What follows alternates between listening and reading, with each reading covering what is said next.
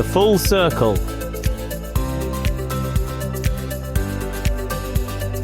With DC.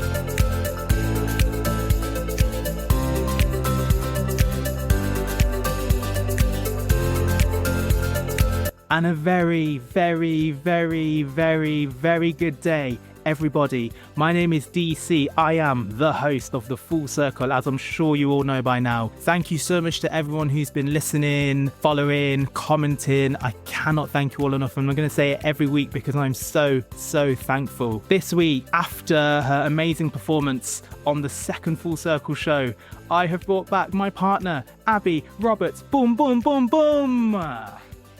Hello, everybody. It's good to be back. So Abby's here more in a backseat role. So I'm going to, take charge. And what I want us to do is make up a full circle on the fly. What do you think? Do you think you can do it? I'm certainly up for the challenge. Let's give it a go. Okay, let's go straight into it. The first song that I'm going to choose, and I think you'll know why. You can explain why when I choose it. Is by a band called 21 Pilots, and the song is called Navigating, taken from their latest album, which came out last year, called Clancy. Really good album. Completely would recommend you checking that out. And my favorite song on it is Navigating. And why do you think I've spoken about that one or made that the first song? Well, I think you might be saying that because we've just recently seen them. Yes, we were very lucky to see them at the O2 Arena, and they put on a fantastic show. It was brilliant. Thoroughly enjoyed it. They're so good live. Yep, really good. And yeah, we actually saw them on their last show, so the Clancy tour, and we saw them on their last London show. And yeah, they were brilliant from start to finish. I was very lucky to see them at the Electric Ballroom last year. Very intimate. You were away, so you couldn't. But they were fantastic. They were really good. They put on an epic show last year, and they put an epic show at the O2. If you're a fan of 21 Pilots, or you don't dislike them, then I would definitely recommend you seeing one of their shows because, yeah, absolutely phenomenal. We won't ruin any of the stuff that happened, but yeah, definitely would recommend that. That's 21 Pilots Navigating. Do you think? Do you want a bit of time to go into the second song, or do you want to just go for it now and think about how you can link 21 Pilots to another song? What do you think? No, I think, keeping it simple, I already have a bit of an idea of the next band and song that it could link to. So I'm just going to go straight in. 21 Pilots are a duo. And another band that are a duo that still make a lot of noise is Royal Blood. And seen them quite a few times. But yeah, they make a lot of noise for just two people on stage. And the song that I really like by Royal Blood is 10-Ton Skeleton. So that will be my next choice. Really good song choice. That was taken from their first album, their debut album. Yeah, they've done really well on the scene, although they're probably banned from playing Radio 1's Big Weekend now, aren't they? Let's be honest. The lead singer talking about how they're a rock band and how the fans don't like rock music who were there, which it comes across a little bit harsh, but they are very good live, and maybe he was just having an off day. But we saw them afterwards at Brixton, and they put on a great show, didn't they? Yeah, absolutely. That's what I was going to say as well. Maybe he was just having a bit of an off day, because every time we've seen them, they've been brilliant. They've put on a really good show. We saw them do their album release at Electric Ballroom, and then again at Brixton, and yeah, can't fault them when they see them live. But it's a shame he said what he said at Big Weekend. Like you say, maybe just having a bit of a bad day, woke up on the wrong side of the bed. Yeah, as Daniel Powter would say, I've had a bad day. Okay, right. Firstly, I want to say thank you so much for hosting or guesting on the second show. I know, it was excellent. The reviews were amazing. I think people really enjoyed hearing your dulcet tones. The only thing I would say is we did get a bit of feedback. We did get a bit of feedback, and suffice to say, it was some negative one. It was a negative one.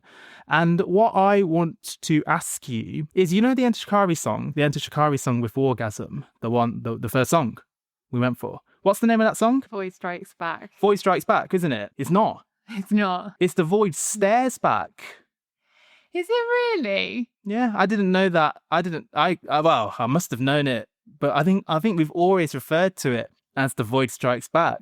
That's what we've always called it, and I've always sung The Void Strikes Back. Oh, well, you learn something new every day. Yeah. Well, if we just looked at the playlist, we would have seen that it said The Void Stares Back. So maybe we should do a bit more reading next time instead of just assuming. That was a bit silly of both of us. I mean, I also thought it was Void Strikes Back. Yeah, that's super embarrassing. Yeah. So apologies if Ventuskari were listening or if Wargasm were listening. I apologize for saying the song wrong, and Abby does as well. Okay, so I've had a little bit of time to think about things then. So you went for Royal Blood 10-ton skeleton. Okay, so Royal Blood. Do you know what? It's actually harder than you think trying to make it up on the fly, isn't it? Oh my goodness. This will be edited out, so it's all good. So Royal Blood are a band. Oh, I've got one. So Royal Blood, they do great gigs. They can do great gigs whether they're supporting or whether they're the main act. And they supported Muse a couple of years ago, I believe, maybe 2022, 2023, I think. And obviously Muse, incredible live band. Map of the Problematique is the song I'm going for. That's from their excellent album Black Holes and Revelations. Map of the Problematique by Muse. And we actually have a fun fact about Muse that we could have only said today. Yeah, today we were just out having a walk in London and we just happened upon a dog show and I got very excited. I do love seeing all the cute dogs. And who had entered his dog into the competition? But there was Matt Bellamy, and he has a gorgeous dog. Lovely. What I think is an Australian Shepherd. But yeah, we couldn't believe it when we saw him. We think it was him. We're like 90% sure that was Matt Bellamy with his dog. Yeah, wowzers. So if Matt Bellamy's listened to this show, shout out to Matt Bellamy. Boom, boom, boom, boom. Okay, so now time for a conversation. Conversation, as if we're not doing that already. But you know what I mean. Now time for an actual conversation about something which we're both fans of, but also something that is coming up later this year. I'm sure a lot of you guys are fans of this TV show, The Traitors. Oh, yes. No, we do enjoy The Traitors very much. What's going on there? Oh, have you not heard? Celebrity Traitors is coming out later this year. Oh, has that been confirmed? Yeah, and they've announced the lineup already.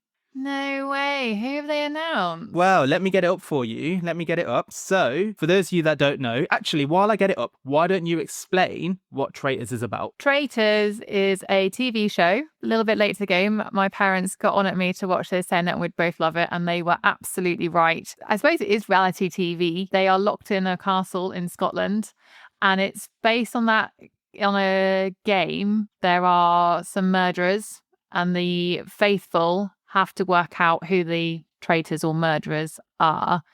I don't know if I'm explaining this very well, but yeah, it's very good. Everyone's very suspicious of each other. They're also doing challenges each week to raise money for their pot.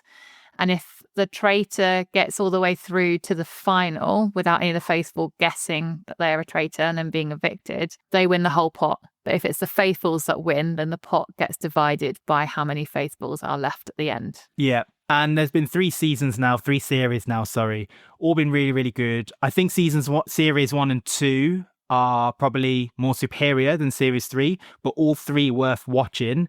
If you haven't watched it before and you want to give it a go, I'd strongly recommend it. I believe they are on the BBC iPlayer at the moment. And I suspect for Celebrity Traitors, it'll probably be for charity. I don't know. I mean, imagine if the celebrities get to keep the money. I will go through the list. And I want you to know if you know who they are. And secondly, what do you think? Do you think they've got a good chance or not based on what you know about them? So Claire Balding. Oh yeah, Claire Balding's like a national treasure. She's a legend. If she would do well though, I think so. I think she would do fairly well. I don't know how she does a traitor. I can imagine her being a very strong faithful, and I think she'd be quite a good detective at trying to work out maybe who the traitors are. Yeah, I think that's fair. I think she would be a better faithful than a traitor. I agree. Lucy Beaumont. Oh, she's the comedian, isn't she? I don't know too much about her to be able to say one way or another. I imagine I could see her maybe being a good traitor. Yeah, I think She'd be able to keep things quite close to her chest. She's the one from Meet the Richardsons. Yeah, I wasn't going to bring that up. Because they're now divorced. But that's what it says on the BBC's page. Comedian who's a familiar face from panel shows and sitcom Meet the Richardsons. Yeah. So clearly they want to bring it up. I know. But yeah, sadly they have since divorced, haven't they? Next one, Mark Bonner, Scottish actor who has starred in TV shows like Guilt, Apple Tree Yard, Catastrophe and Shetland. I don't know who that is, so I can't comment. Next one, Cat Burns. They're a singer-songwriter who was nominated for 3 Brit Awards for her 2022 hit, Go. No, maybe I'm showing my age a little bit there. I don't know Cat Burns. I don't recognise that song. Name rings a bell, but I don't really know much about her either. Alan Carr. Alan Carr, absolute legend. But I imagine he'd be terrible in that game. Probably. Yeah, he wears his emotions on his sleeve. I imagine you could read him like a book. So yeah, we'll see. I could be completely wrong, but I think he'd be very entertaining nonetheless. And BBC says that he hosts Interior Design Masters. Did you know that? No. And he attempts to fix up crumbling European houses with Amanda Holden. Did you know that as well? No. Anyway, moving on. Charlotte Church. Oh, yes. Who doesn't love angelic voice Charlotte Church? How she would do in the game? I think she would do quite well, either as a traitor or a faithful. I don't have absolutely no basis that I'm basing that on, but it's just a feeling. Yeah, I can see where you're coming from. I don't know. I think it's tricky. I could see her. I could see her being a traitor. Can you? What do you think? No, I think I can see her in both roles. Like I say, I think whichever one she decided, I think she would do quite well at. Yeah, I think but I think I could see her being a traitor. Ruth Codd. She's an Irish actress that's appeared in the Netflix series The Midnight Club and the Fall of the House of Usher. I like how you know the ones that I'm not going to know because you very quickly just go to read the bit of their bio because unfortunately, no, I have no idea who she is. No, I've not heard of her either. Right, next one. Tom Daly. Tom Daly, the diver. Fantastic. I think faithful. I think I wouldn't like to see Tom Daly as a traitor, trying to be all manipulative and backstabbing. I think that would be hard to watch because obviously it's just sweet Tom Daly that we've known since childhood. I would want to see him as a faithful. Fair. Or I reckon he could be someone though. I reckon he can go quite far. I think a lot of people will see him as like a likable faithful. And then what might happen is, they do the classic, they need to recruit and they recruit him. And I can just envision that happening. He's also now a knitwear entrepreneur, a podcaster and a children's author. Oh, there you go. I mean, we knew he knitted. Didn't he knit a cardigan while at the Olympics? What, while he was diving? After he finished his event, I think when he was watching other events, he would sit there knitting. Oh, I didn't know that. Oh, nice. There you go. Fun fact. Tamika Empson, actress and comedian who's played Kim Fox on EastEnders since 2009. I don't recognise the name. Maybe I'd recognise the face, but I don't really know who that is.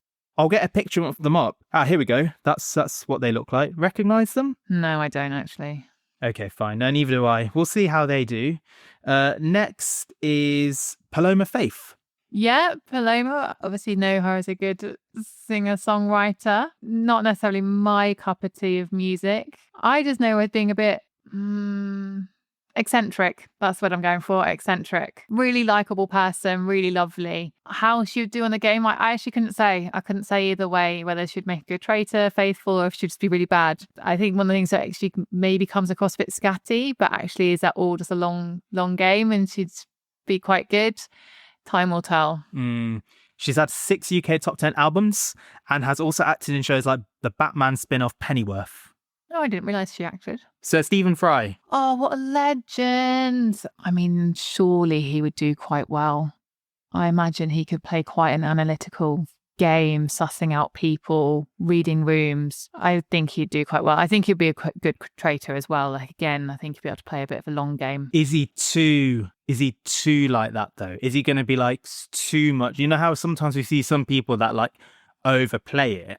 Is he going to be like one of those? I don't, I mean, it's always a possibility, but obviously he's always he's quite smart. So I think he would play things quite close to his chest. But as you say, whether people would be off the bat know that they are his strengths and he will be gone quite quickly as a result, it could happen. Kate Garraway, picture of her. Is that is that the one whose husband passed away after like a really long battle with long COVID? Oh, let me just have a look. I think you might be right. Yeah, they unfortunately they had long COVID. Yeah, died in January 2024. That was a really sad case. But it's good to see that she is doing different TV projects. I think she has stayed on TV and it's obviously been quite publicly broadcast about his health battles. As a contestant on The Traitors, I wouldn't like to say again, I don't know too much about her to say one way or another. Celia Imrie. Apparently they're a beloved veteran British actress who's been in films like Calendar Girls, The Best Exotic Marigold Hotel, and Bridget Jones. Again, that might be one I recognise. The name I'm struggling with, but a face. Let me just get one up now. There we go. Oh yeah, no, I recognise her. But I don't know enough about her to say whether she would be good on The Traitors or not. Probably, being an actress, I think that's always going to be in your favour, isn't it? Joe Marler, rugby union prop, who's earned 95 caps for England until his retirement last year and now hosts his own podcasts. I personally don't know him. No, neither do I. We know this one though, Nick Mohammed. Oh, from Ted Lasso. Yeah, I think it'll be interesting to see him not in Ted Lasso. I think we saw him, he popped up on Last One Laughing, didn't he? And it was a bit strange to see his comedy stand-up routine when you just know him from Ted Lasso and the character from that show. But yeah, so it would be interesting to see what he's like in real life and get to see how he does on The Traitors. I'll be intrigued. Can't say one way or another, though, how he would do, though. You're not going to know this one because I don't know who this person is. Nico Omilana, content creator and internet prankster with almost 8 million followers on YouTube. Yeah, no. Jonathan Ross. Jonathan Ross. Oh, wow. They've got some fairly big names in this, haven't they? We saw his show being filmed, didn't we? We went along to the TV studio and saw his his TV show being filmed. Kylie was on there. She was, as was Hawkeye, the guy, or Jeremy Renner, wasn't it? He was a guest on that show. On Traitors, I think he could do either Traitor or Faithful, and I think he could do pretty well. Oh, I'm intrigued by this series. I'm excited for this series. And the last one, Joe Wilkinson. Oh no, not Joe. The comedian who's like, he does 8 out of 10 cats and things. Oh, he is brilliant. So funny, so deadpan. Oh my word, I have no idea what he's going to do. He's just going to cause carnage on The Traitors. This is going to be a very, very entertaining show, that's for sure. Yeah, and you're right, but this call it controversial. And obviously this is going to sound a little bit harsh. The participants will be seen competing for up to £100,000 of a charity of their choice. That's what it says. But do you think that maybe actually having regular people is what makes, not regular, but, you know, like non-celebrity people, do you think that is what makes the show what it is? Do you think having celebrities sort of puts it down a little bit or makes it almost like a parody of itself because it's now celebrities instead of people that are applying for this show because they want the money? This is more like, you know, obviously it's for charity and stuff, but part of it's probably for like their own, you know, agents might have asked them to do it or other reasons. I don't know, like what's your views on that sort of stuff when it's like, you know, they've got like Celebrity Apprentice, Celebrity Mastermind instead of like, what do you think? Do you think it's fair to have celebrity do you think it makes a difference like celebrities, or do you think actually no, it's just entertaining, like it's a TV show at the end of the day, like it doesn't matter to me? Like what's your thoughts on that? The series will definitely be different. As you say, watching it with just members of the public, you get to know them as you're watching the show and you start rooting for different people. And I think with the celebrities, especially as quite a few of them are comedians by background, I don't think, sometimes Traitors, it can be quite not tense, but I suppose it can be. It's quite an intense show. I think this one might be a little bit more light-hearted. There might be a bit more of a comedic element. So I think they are possibly going for more of the entertainment value with this series. So yeah, I think it is fair to say it's not going to be true Traitors that we know and love, but I think it will still be enjoyable and good fun nonetheless. Yeah, and actually, like you said, I think part of the issue with series 3 was that there was a little bit more like negativity and a little bit more more like that sort of stuff creeping in, which maybe didn't happen in series 1 and 2. And I think that did lose part of its, enjoyment at times. So maybe bringing it like this, as you say, a bit more lighthearted, a bit more maybe funny moments, heartfelt moments, and celebrities that we know and love. I think that might make it quite an entertaining show. So yeah, so I can definitely see both sides. Cynic in me just sometimes thinks about that a little bit, like, celebrity this, celebrity, why, you know what I mean? That's all. But no, very, very, very good point. Right. It's now, I've given you more than enough time. It is your turn to think about the next song. So we've just gone from Muse, Map of the Problematique, from the incredible album Black Holes and Revelations, just padding a little bit more to try and give you a little bit more time to think about what you think the next song could be. Have you had a little think? No, I mean, yeah, I completely forgot to be thinking about it because we were discussing the Traitors. But what does quickly come to mind is one of those times that I saw Muse. It was so novel, but I actually saw them in Norwich at Earlham Park. They were there headlining the Saturday Radio 1 Big Weekend, and it was brilliant to see Muse and then be home and in bed within like half an hour. It was so good. So yeah, that always sticks out in my mind as a great experience seeing Muse. Who else was at Radio 1 Weekend that day was Fall Out Boy, who are a band very close to my heart. I do love Fall Out Boy. I've seen them from very, very early beginning of their career. And I suppose it's just my favourite song. It's a classic by them, but Sugar We're Going Down will have to probably be my choice. Nice. Very good song choice. Right, so there's one song left. I'm going to have a little think about it. And then I've got to, and that's the bit. Then I've got to think about how to link the last song to the first song. So I need to have a think about that. Right, okay. Not going to do it straight away. But you told me that you had a little something for me. Yes, absolutely. After you sprung last minute a quiz and were judging my Harry Potter knowledge, I thought, how about we do the reciprocal? Oh, no. Absolutely. I've found another BuzzFeed. You can't say you know Harry Potter unless you get at least 12 out of 16 on this quiz. All right, so tables have been turned. And are you ready to try this quiz? I haven't looked at it properly now. I'm looking at it now, and I think you might be doing okay.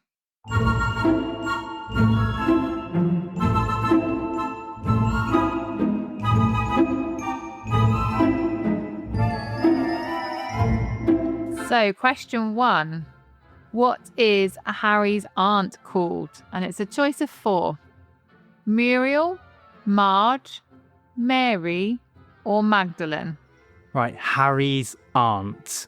Okay, I'm pretty certain it is Aunt Marge. You are correct. Whoop, whoop. Whoop, whoop, indeed. Okay, where does Harry meet Professor Quirrell? Diagon Alley, the Great Hall, his classroom, or the Leaky Cauldron? So I believe it's the Leaky Cauldron.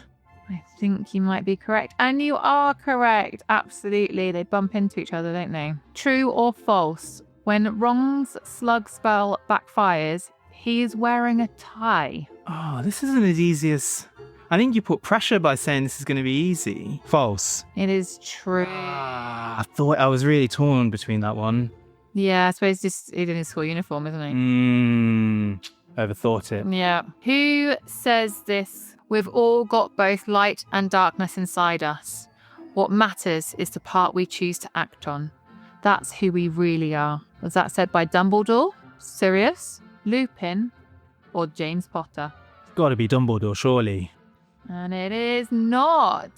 It's Sirius. In what movie do we meet Kingsley?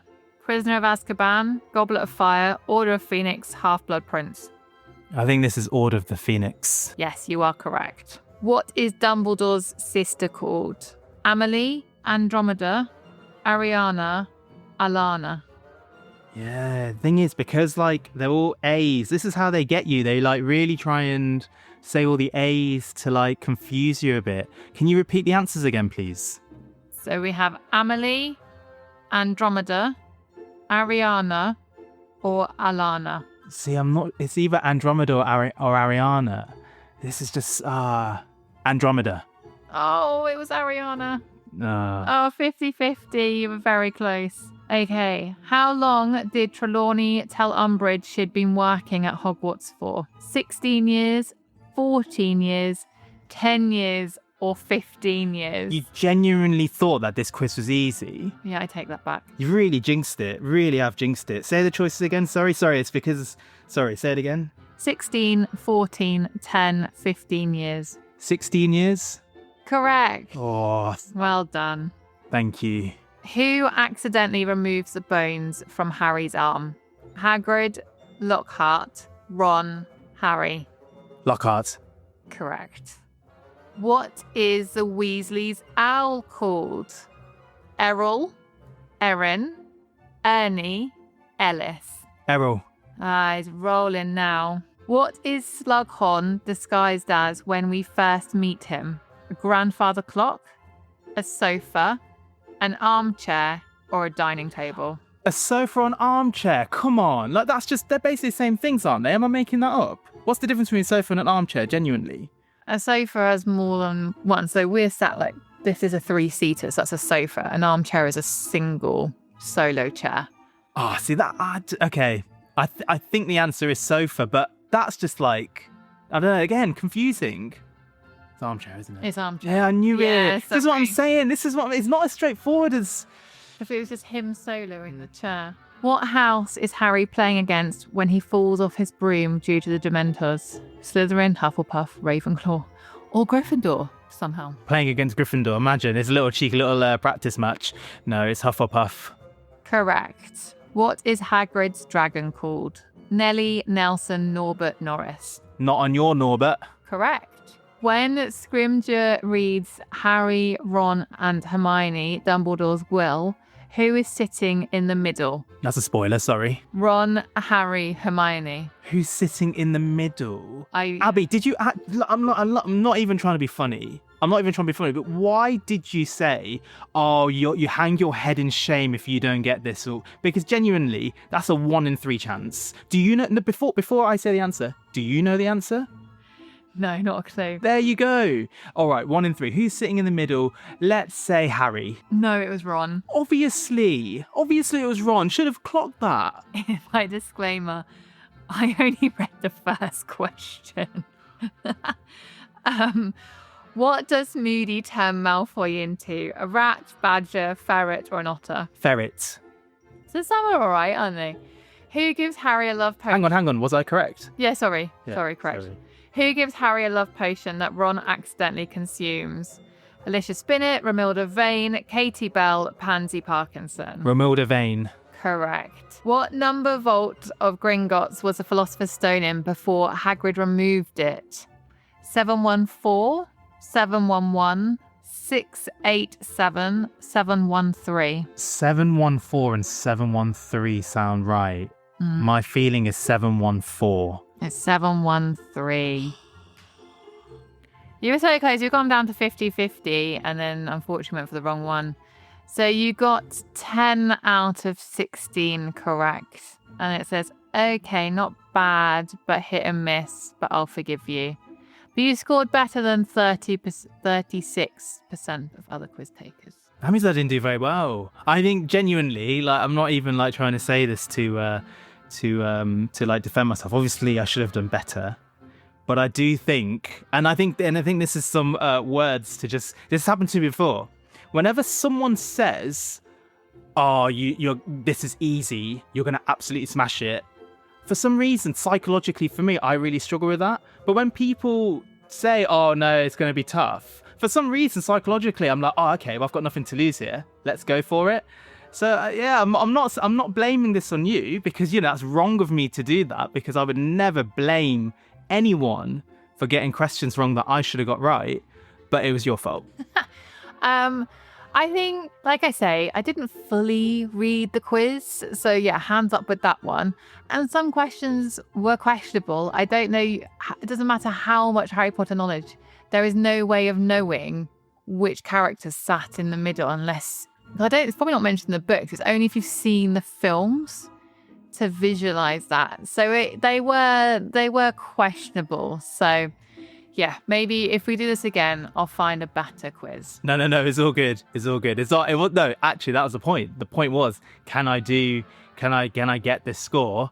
And I couldn't. And yet now I'm starting to wonder, how did we win the playing cards in the Harry Potter quiz? How did we get first place in the Harry Potter quiz on the cruise? Because clearly we didn't do that well in both our respective quizzes. No, but obviously everyone else was worse.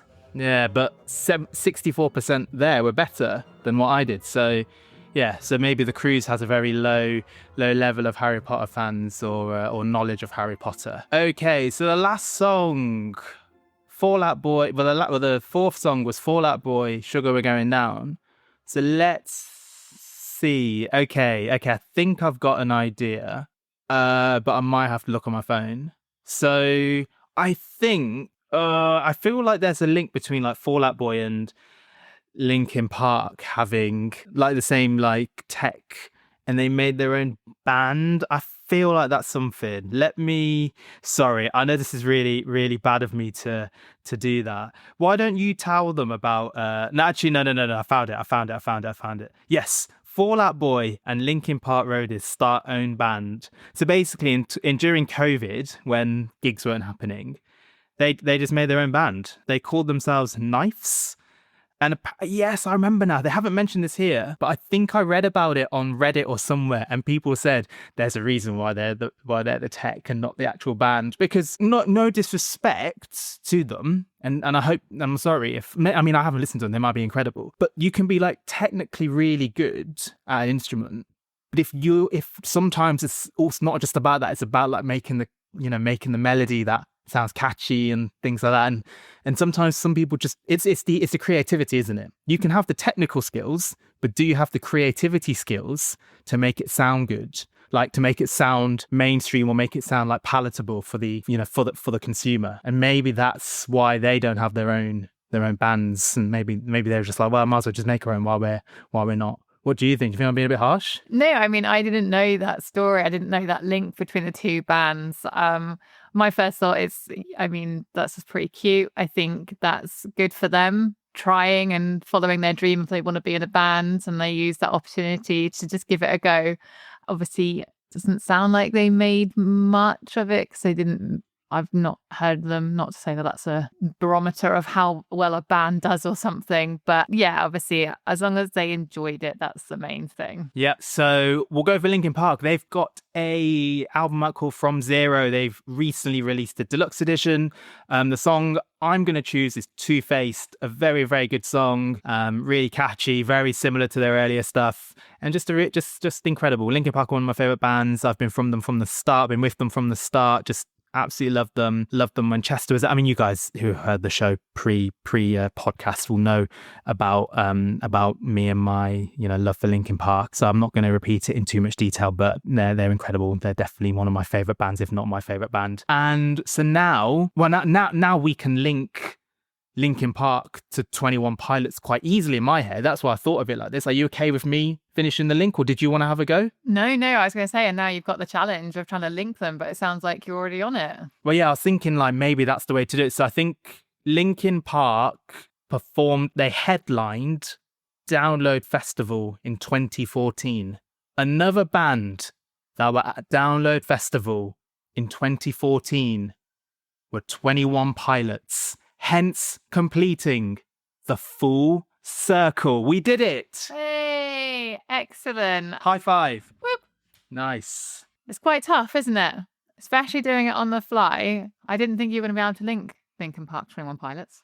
But no, well done. Thank you so much. And thank you to being up for this. Do you want to give, I mean, I did this last time and you were very much like, no, I don't have any more words to say. Do you have any more words that you did want to say at the end of this as well? Your second stint on the podcast, which I cannot thank you enough, by the way, for having on. No, thank you for having me back. This is good fun, and I do enjoy thinking of all the different bands that we enjoy listening to and then trying to link them together. It's always a good fun challenge to be given. But yeah, no, again, I don't really have too much more to add, but it's very enjoyable. You're doing very well with this podcast and looking forward to Traitors Celebrity season. When is that coming out? Does it? No, okay, fine. So we'll just have to wait for that in the near future. But hope everyone is well and thank you for listening. Thanks so much. And thank you again, Abby, for coming on the show. Do you, I was meant to ask you this at the time, and I know I've left this way too late, but like, are you, because I'm DC, as you know, on the Full Circle Airways, did you have a name that you wanted?